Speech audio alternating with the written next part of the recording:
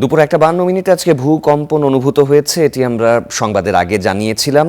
ভূমিকম্পের যে উৎপত্তিস্থল সাতক্ষীরা, সেখানে আমাদের সহকর্মী গাজী ফরহাদ রয়েছেন, তিনি সর্বশেষ জানাতে এই মুহূর্তে যোগ দিচ্ছেন। ফরহাদ, ভূমিকম্পের মাত্রা আসলে রিক্টার স্কেলে কত ছিল যখন অনুভূত হয়েছে? বলা হচ্ছিল যে কম্পন অনেকক্ষণ ধরে অনুভূত করেছেন এলাকার বাসিন্দারা, তো সেখানে কোনো ক্ষয়ক্ষতির তথ্য পাওয়া গেছে কি? ক্ষয়ক্ষতির তথ্য এই মুহূর্তে আমরা পাইনি, তবে সাতক্ষীরাতে এইরকম ভূমিকম্পর সাক্ষী কিন্তু অনেকেই হননি।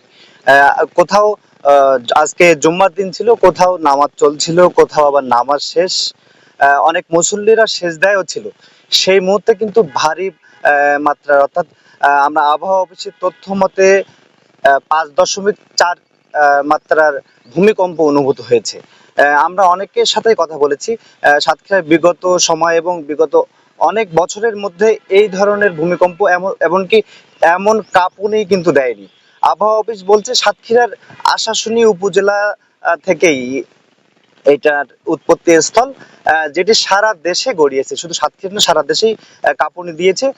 আমরা সাতক্ষীরার বিভিন্ন অঞ্চলে খোঁজ নিয়ে দেখেছি, বড় ধরনের কোনো হতাহতের খবর আমরা এখনো পাইনি, তবে ছোট ছোট দেওয়ালে ফাটল সহ বিভিন্ন খবর আমরা পেয়েছি। আমরা দু একজনের সাথে কথা বলতে চাই, তারাও ভূমিকম্পে কি ধরনের অনুভূতি পেয়েছেন। আসলে নামাজ শেষেই ভূমিকম্প হয়েছে, আবার কোথাও নামাজ চলছিল। আপনার অনুভূতিটা কেমন পেয়েছিলেন জানাবেন।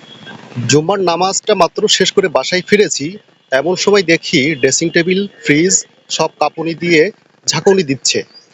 তো তাৎক্ষণিকভাবে অনুভব করলাম যে এটা ভূমিকম্প, এবং সাতক্ষীরার ইতিহাসে এমন ভূমিকম্প আমি আমার বয়সে কখনো দেখি নাই। তাৎক্ষণিকভাবে পরিবার পরিজনকে নিয়ে রাস্তায় নেমে আসলাম। তো এখন পর্যন্ত আত্মীয় স্বজনের সঙ্গে কথা বলেছি, সবাই সুস্থ আছেন আলহামদুলিল্লাহ।